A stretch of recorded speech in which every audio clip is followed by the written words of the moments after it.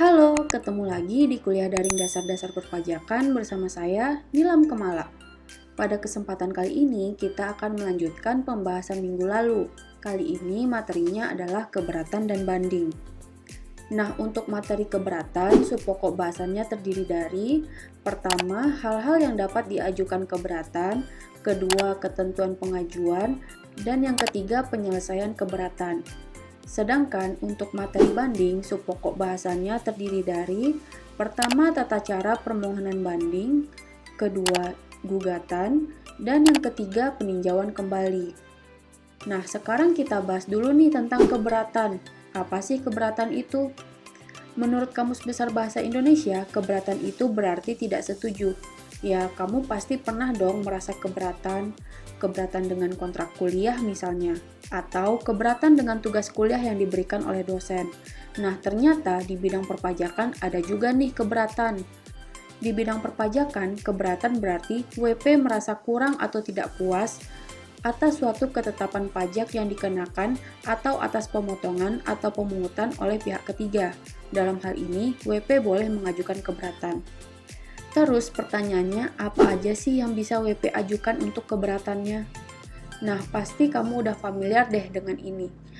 Ada SKPKB, SKPKBT, SKPLB, SKPN, dan pemotongan atau pemungutan oleh pihak ketiga.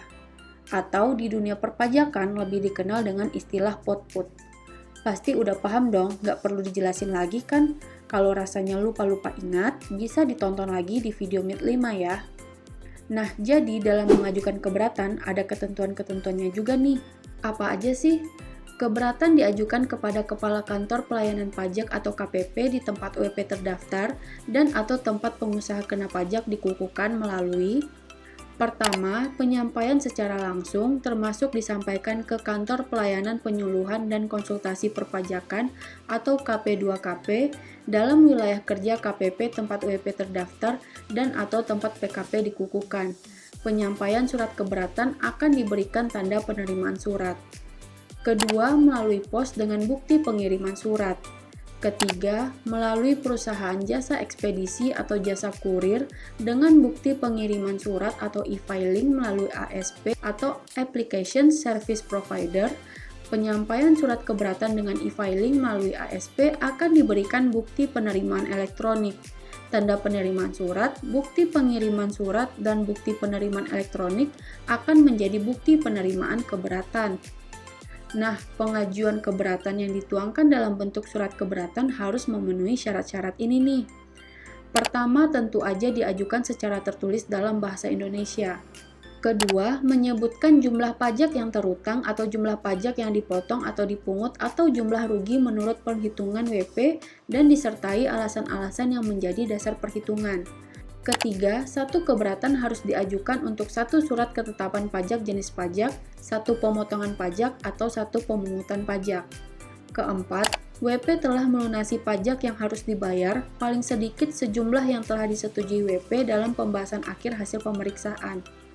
Kelima, diajukan dalam jangka waktu 3 bulan sejak tanggal dikirim surat ketetapan pajak atau sejak tanggal pemotongan atau pemungutan pajak oleh pihak ketiga, kecuali WP dapat menunjukkan bahwa jangka waktu tersebut tidak dapat dipenuhi karena keadaan di luar kekuasaan WP atau force majeure. Dan yang keenam, surat keberatan ditandatangani oleh WP, dan kalau surat keberatan tidak ditandatangani oleh WP, maka surat keberatan tersebut harus dilampiri dengan surat kuasa khusus.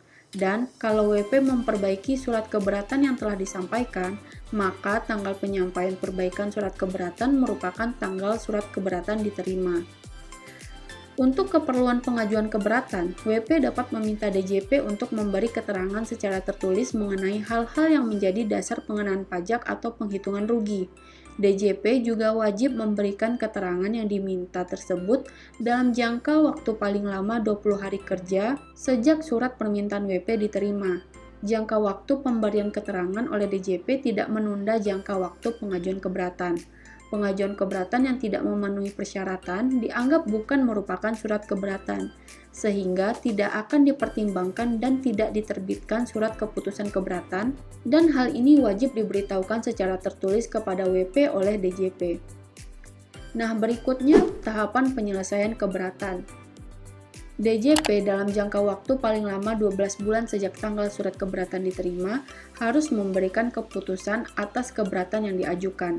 Kalau dalam jangka waktu 12 bulan telah lewat dan DJP tidak memberi suatu keputusan, maka keberatan yang diajukan tersebut dianggap diterima dan wajib diterbitkan surat keputusan keberatan sesuai dengan keberatan wajib pajak. Keputusan keberatan bisa berupa: pertama, mengabulkan seluruhnya; kedua, mengabulkan sebagian; ketiga, menolak; dan yang keempat, menambah besarnya jumlah pajak yang masih harus dibayar. Kondisi pertama, dikabulkan sebagian atau seluruhnya. Jika kondisi ini terjadi, kelebihan pembayaran pajak dikembalikan dengan ditambah imbalan bunga sebesar 2% per bulan dengan waktu paling lama 24 bulan dengan ketentuan: pertama, untuk SKPKB dan SKPKBT dihitung sejak tanggal pembayaran yang menyebabkan kelebihan pembayaran pajak sampai diterbitkannya surat keputusan keberatan. Kedua, untuk SKPN dan SKPLB dihitung sejak tanggal penerbitan surat ketetapan pajak sampai dengan diterbitkannya surat keputusan keberatan. Nah, kondisi kedua jika ditolak atau dikabulkan sebagian. Pada kondisi ini, WP akan dikenai sanksi administrasi berupa denda sebesar 50% dari jumlah pajak berdasarkan keputusan keberatan dikurangi dengan pajak yang telah dibayar sebelum mengajukan keberatan. Contohnya, untuk tahun pajak 2015, SKPKB dengan jumlah pajak yang masih harus dibayar sebesar 1 miliar rupiah diterbitkan terhadap PT ABC. Dalam pembahasan akhir pemeriksaan, WP hanya menyetujui pajak yang masih harus dibayar sebesar 400 juta. WP telah melunasi sebagian SKPKB tersebut sebesar 400 juta, kemudian mengajukan keberatan atas koreksi lainnya. DJP mengabulkan sebagian keberatan WP dengan jumlah pajak yang masih harus dibayar menjadi 700 juta. Maka, sanksi administrasinya adalah 50% dikali 700 juta dikurang 400 juta sama dengan 150 juta. Dalam proses penyelesaian keberatan, hal-hal yang dapat dilakukan antara lain: pertama, DJP boleh meminta keterangan, data, dan/atau informasi tambahan dari WP. Kedua, WP dapat menyampaikan alasan tambahan atau penjelasan tertulis untuk melengkapi dan/atau memperjelas surat keberatan yang telah disampaikan, baik atas kehendak WP yang bersangkutan maupun dalam rangka memenuhi permintaan DJP. Ketiga, DJP melakukan pemeriksaan untuk tujuan lain dalam rangka keberatan untuk mendapatkan data dan/atau informasi yang objektif yang dapat dijadikan dasar dalam mempertimbangkan keputusan keberatan. Nah, sekarang kita bahas tentang banding. Menurut Kamus Besar Bahasa Indonesia, banding adalah pertimbangan pemeriksaan ulang terhadap putusan pengadilan oleh pengadilan yang lebih tinggi atas permintaan terdakwa atau jaksa naik apel. Nah, di bidang perpajakan, kurang lebih maksud banding sama dengan pengertian tersebut. Jika WP tidak puas dengan hasil proses keberatan, maka WP boleh mengajukan banding. Nah, gimana sih cara mengajukan banding? Jika WP tidak atau belum puas dengan keputusan yang diberikan atas keberatan, WP dapat mengajukan banding kepada pengadilan pajak dengan syarat: pertama, tertulis dalam bahasa Indonesia dan dengan alasan yang jelas; kedua, dalam jangka waktu 3 bulan sejak keputusan atas keberatan diterima; ketiga, dilampiri salinan surat keputusan atas keberatan; dan yang keempat, terhadap satu keputusan diajukan satu surat banding. Oh ya, jumlah pajak yang belum dibayar pada saat pengajuan permohonan banding belum merupakan pajak terutang sampai dengan putusan banding diterbitkan. Dalam kondisi permohonan banding ditolak atau dikabulkan sebagian, wajib pajak akan dikenai sanksi administrasi berupa denda 100% dari jumlah pajak berdasarkan putusan banding dikurangi dengan pajak yang telah dibayar sebelum mengajukan keberatan.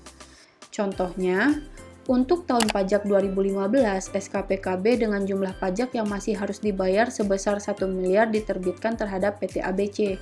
Dalam pembahasan akhir pemeriksaan, WP hanya menyetujui pajak yang masih harus dibayar sebesar 400 juta. WP telah melunasi sebagian SKPKB tersebut sebesar 400 juta, kemudian mengajukan keberatan atas koreksi lainnya. DJP mengabulkan sebagian keberatan WP dengan jumlah pajak yang masih harus dibayar menjadi 700 juta. Selanjutnya, WP mengajukan permohonan banding dan oleh pengadilan pajak diputuskan besarnya pajak yang masih harus dibayar menjadi 650 juta. Maka sanksi administrasinya 100% dikali 650 juta dikurang 400 juta, yaitu sebesar 250 juta. Sedangkan pada kondisi permohonan banding dikabulkan sebagian atau seluruhnya, peraturan mengenai pengembaliannya sama persis dengan pengajuan keberatan, tetapi dokumen yang diterbitkan adalah surat keputusan keberatan dan putusan banding. Berikutnya gugatan. Wajib pajak atau penanggung pajak dapat mengajukan gugatan kepada peradilan pajak terhadap: pertama, pelaksanaan surat paksa, surat perintah melaksanakan penyitaan atau pengumuman lelang. Kedua, keputusan pencegahan dalam rangka penagihan pajak. Ketiga, keputusan yang berkaitan dengan pelaksanaan keputusan perpajakan selain yang ditetapkan dalam pasal 25 ayat 1 dan pasal 26 Undang-Undang KUP. Atau keempat, penerbitan surat ketetapan pajak atau surat keputusan keberatan yang dalam penerbitannya tidak sesuai dengan prosedur atau tata cara yang telah diatur dalam ketentuan peraturan perundang-undangan perpajakan. Gugatan dapat diajukan dalam jangka waktu berikut. Untuk gugatan terhadap angka 1 diajukan paling lambat 14 hari sejak pelaksanaan surat paksa, surat perintah melaksanakan penyitaan atau pengumuman lelang. Sedangkan gugatan terhadap angka 2, 3, dan 4 diajukan paling lambat 30 hari sejak tanggal diterima keputusan yang digugat. Berikutnya peninjauan kembali. Peninjauan kembali adalah proses yang bisa diajukan jika WP keberatan dengan putusan banding atau putusan gugatan. Peninjauan kembali dilakukan karena beberapa alasan. Pertama, putusan pengadilan pajak didasarkan pada kebohongan atau tipu muslihat. Kedua, terdapat bukti tertulis baru penting dan bersifat menentukan. Ketiga, dikabulkan suatu hal yang tidak dituntut atau lebih dari yang dituntut. Keempat, ada suatu bagian dari tuntutan belum diputus tanpa dipertimbangkan sebab-sebabnya. Dan yang kelima, putusan nyata-nyata tidak sesuai dengan ketentuan perundang-undangan yang berlaku. Nah, untuk jangka waktunya, permohonan peninjauan kembali dengan alasan sebagaimana dimaksud dalam angka 1 dan 2 diajukan paling lambat 3 bulan sejak diketahuinya kebohongan atau tipu muslihat atau ditemukan bukti tertulis baru. Sedangkan untuk permohonan peninjauan kembali dengan alasan sebagaimana dimaksud dalam angka 3, 4, dan 5 diajukan paling lambat 3 bulan sejak putusan dikirim oleh pengadilan pajak. Oke, sekian dulu pembahasan kita untuk materi penagihan pajak, keberatan dan banding. Sampai jumpa minggu depan dengan topik berbeda. Bye!